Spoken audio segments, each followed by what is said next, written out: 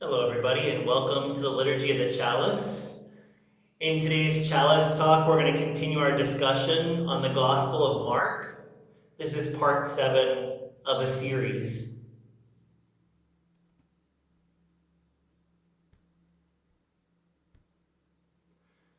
The first verse we come about is Jesus talking about an eternal sin and people that are guilty of an eternal sin. What does that mean? Does it mean that they're going to hell? Does it mean that they are always going to be in opposition to God or not be right with God? Let's discuss. So the topic of this verse is the seriousness of blaspheming against the Ruach HaKodesh, which is the Holy Spirit. And of course, the Aramaic term for the Holy Spirit is Ruach HaKodesh, which is a feminine word, which insinuates that there's a feminine aspect of Godhead. In Mark 3:28 through 30, Jesus says, "Truly I tell you, people will be forgiven for their sins, in whatever blasphemies they utter. But whoever blasphemes against the Holy Spirit, the Ruach HaKodesh, can never have forgiveness, but is guilty of an eternal sin. For they had said, he has an unclean spirit.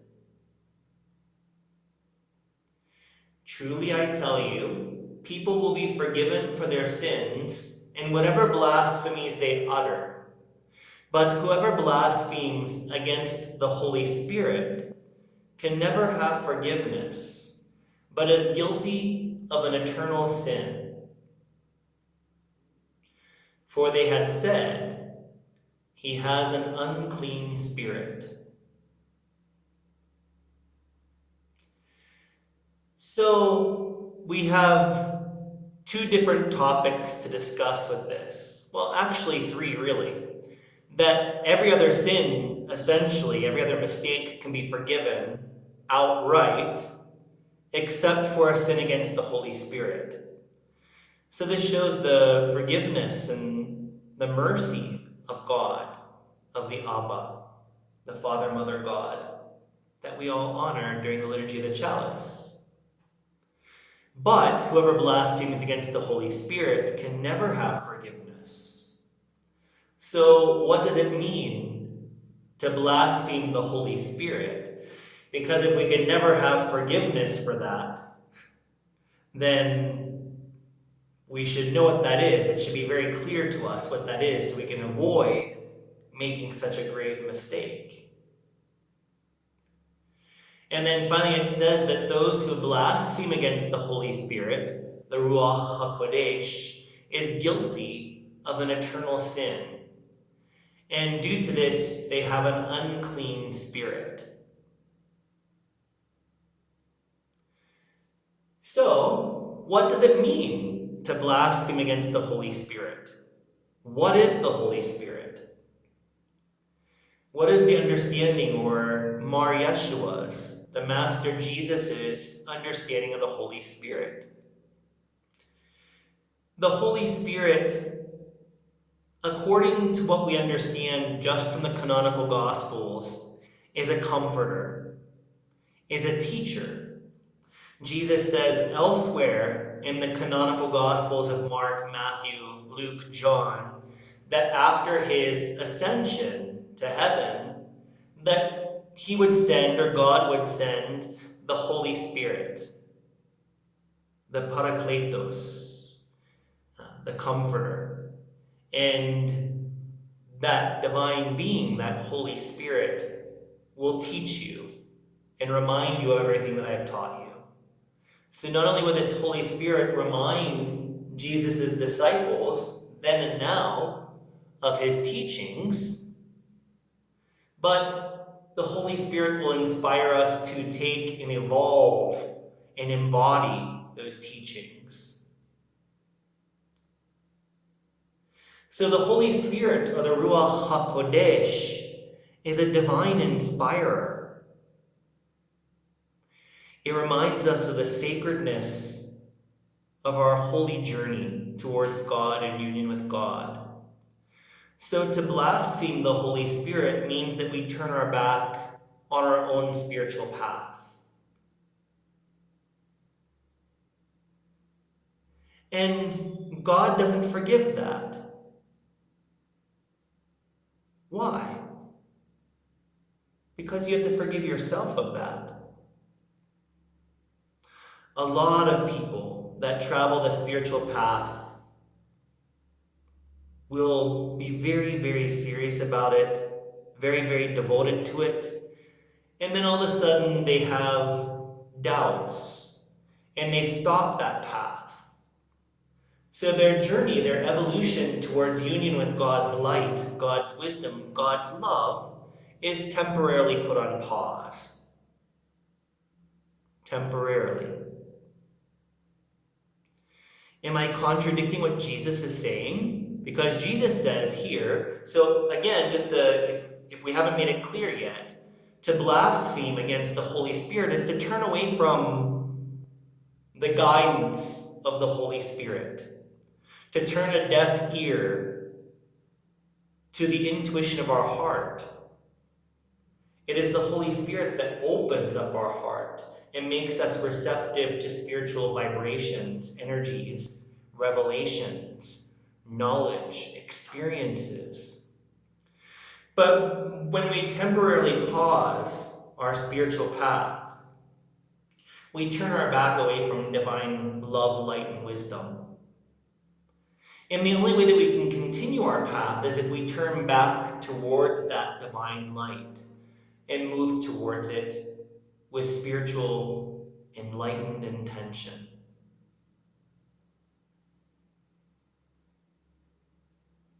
This word eternal is olamic. Olam means an eternity. And olam is similar to the Greek word eon. So this is whoever blasphemes against the Holy Spirit is guilty of an eonic sin, an eternal sin. Eternal sin is not infinite. And this is where it's different, and this is a great understanding to have, and not many people that teach from Mark and other areas where this same verse appears in other Gospels, they don't know how to teach this because they don't know what it means. In our tradition, we have retained the original meaning. To blaspheme against the Holy Spirit means to turn away from God, means to not listen to God within our hearts. It means that we temporarily stop our progress towards marrying our soul with the divinity. The messianic marriage banquet, in which we become anointed and perfected, and then we too help with the spiritual evolution of all of creation, all of humanity. But when we stop progressing forward, when we doubt God, when we turn away from God, until we turn back to God, we can't have forgiveness. It's a step we have to take. Every other sin, God readily forgives, as long as we're making the attempt to move forward and improve. But if we turn our back from God, God will not force us to approach him or her or that. So until we consciously, lovingly make a return to God, as symbolized in the baptism of John, which Jesus perpetuated, then we don't have forgiveness until that point in time. And we're guilty of an aeonic or eternal sin, something that can last a very long time, because the imprisonment, the self-imprisonment that results from this sin continues until we turn back towards God, which can happen in this lifetime or other lifetimes if you accept that. And our spirit is unclean because we're not letting the light of God open our hearts, purify our hearts. So an eternal sin is something that's a really long time. It can take a really long time for a soul to turn back to God. For example, in this lifetime, many people will say there's no such thing as God. And they'll reject any form of religion or spirituality. And that is to blaspheme against the Holy Spirit. When you say God does not exist, we're all just this quantum physics, chemical explosions in the universe, and we're just we're just the result of elements coming together from the Big Bang or what have you. There is no higher power. There's no God that created this. This is all just a big accident that evolved into consciousness, and it's absolutely ridiculous. I mean, anybody that examines creation of the universe and studies quantum physics realize that there's an intelligence from which all of this arose and perpetuates itself. But so many people nowadays don't believe in God for many reasons. And that is to blaspheme against the Holy Spirit, the Ruach HaKodesh, which seeks to guide souls into union with itself. But for as long as a human soul turns away from God or says God doesn't exist, that rejection of God or God's guidance is what makes us guilty of an eternal sin. And we only have forgiveness in this life or possibly another life whenever we get back onto the spiritual path and keep on progressing. So eternal is a long time. This lifetime, several lifetimes, but eternal is not infinite. A finite cause can never produce an infinite result. So there is no sin that can give us an eternal punishment.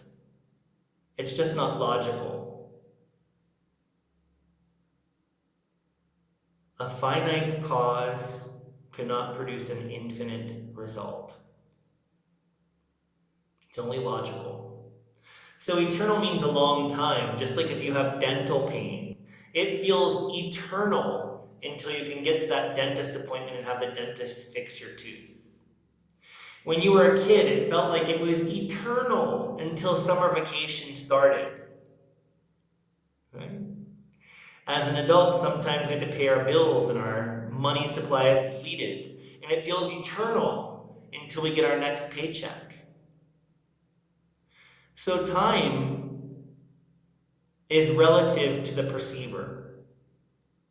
But infinity cannot even be understood. Infinity just takes us beyond the mind. The mind cannot understand infinity. So to be guilty of an eternal sin means that you have separated yourself somehow from God and God's influence for a long period of time. Whether it's weeks, months, years, a lifetime, 10 lifetimes, that is an eternal sin. And you can never get forgiveness from God. Only you can give yourself that forgiveness by turning back to the divine light.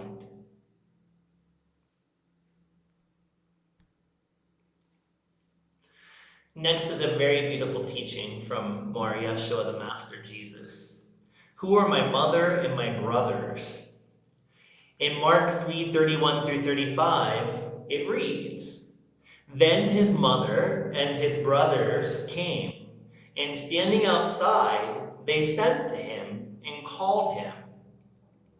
A crowd was sitting around him, and they said to him, Your mother and your brothers and sisters are outside, asking for you. And he replied, Who are my mother and my brothers?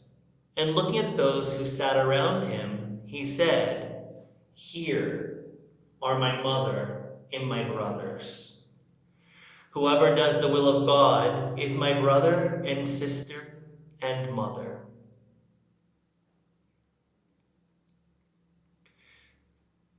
In today's world, it is said that nothing is more important than family. But not everybody has a family that supports them fully. A lot of people like to say blood is thicker than water, and I say that that is false. Everyone's true family is their spiritual family.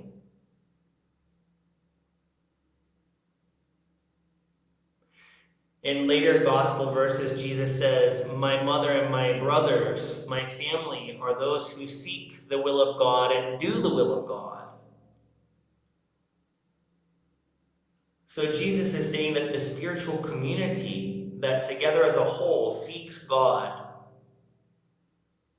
seeks to do God's will on earth as it is in heaven, that is his real family.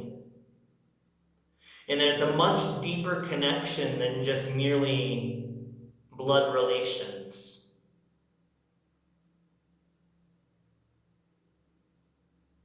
And this doesn't mean that Jesus didn't love his mother, his brothers, and his sisters, his biological family. He certainly loved them. Especially in the tenderness of the cross, where Jesus said, "This is now your mother," you know. But Jesus is saying, no matter how deep our love is, our affection is for our family, no matter how supportive our family may be, taking the better perspective for those that have such close family connections, the connections of a spiritual family that together seek to please God and move towards divine union with God, that spiritual family is so much more profound, beautiful, and fulfilling. That is what Jesus is teaching here. Whoever does the will of God is my family. I concur with Mar Yeshua.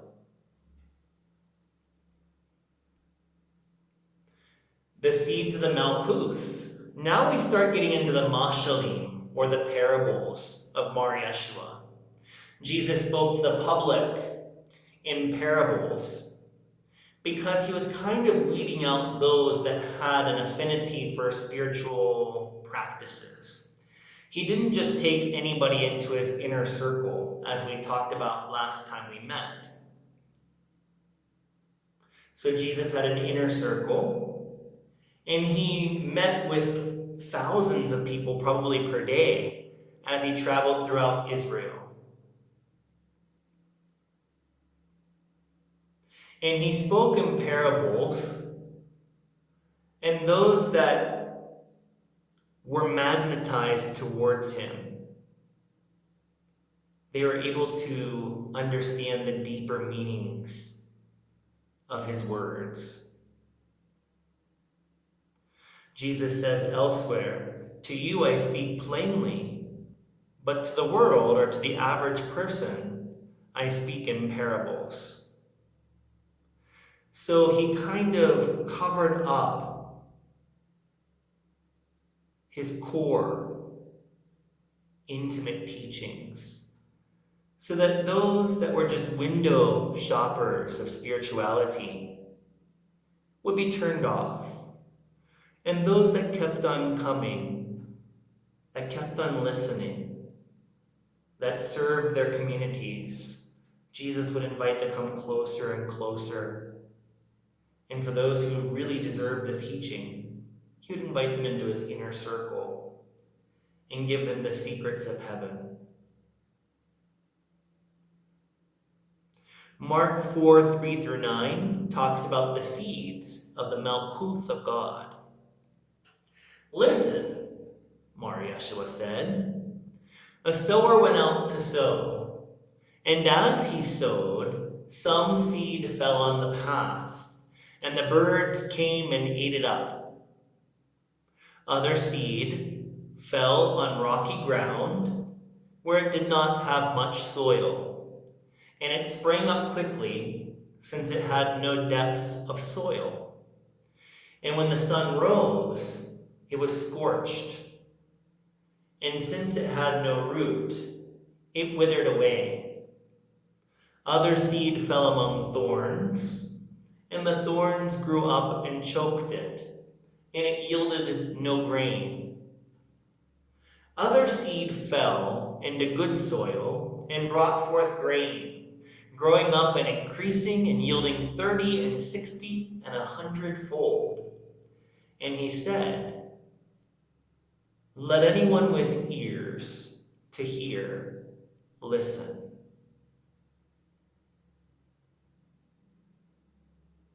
Let anyone with ears to hear listen. So a sower went out to sow. Jesus is the sower, and he planted seeds of his halakha, his teaching.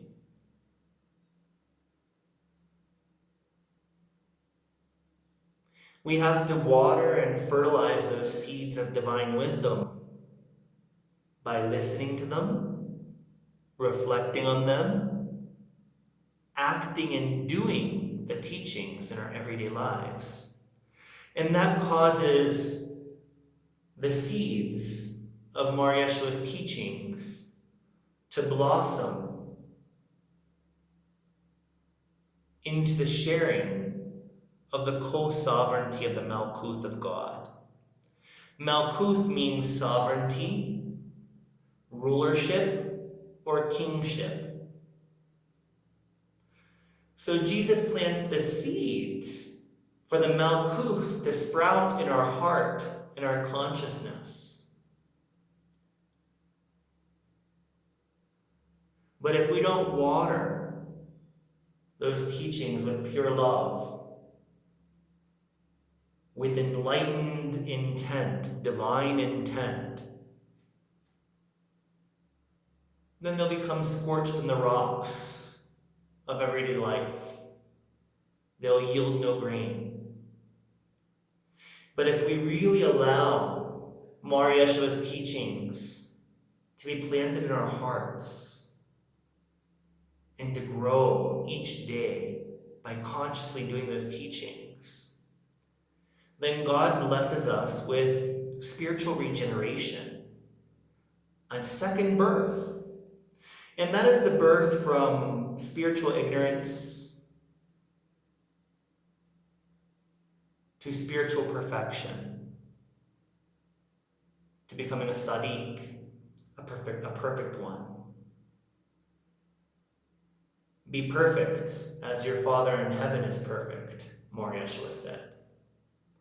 But in order to become perfect, as our Father in heaven is perfect, we have to water, fertilize, nurture, sing to the seeds and the little seedlings that pop up of our own personal spiritual path, and nurture that path, not turn away from that path. And then those seeds grow into a sharing in God's Malkuth, the sovereignty of God, the rulership of God. God guides us from within our hearts and our consciousness to do and act in certain ways for the benefit of all of humanity, all living beings, this planet, this universe, this creation. A saint of God shares in God's rulership over all creation and helps to evolve it. But it starts off as a tiny seed, and we have to nurture it. And at its height, at the summit of our spiritual growth, we become one with the Son of Mankind collective Messiah, the Baranash. And when we become part of that Baranash, that second Adam, that spiritualized humanity, that communion of saints, then we share in God's malkuth. This is what this parable means. Let us continue with the Liturgy of the Chalice.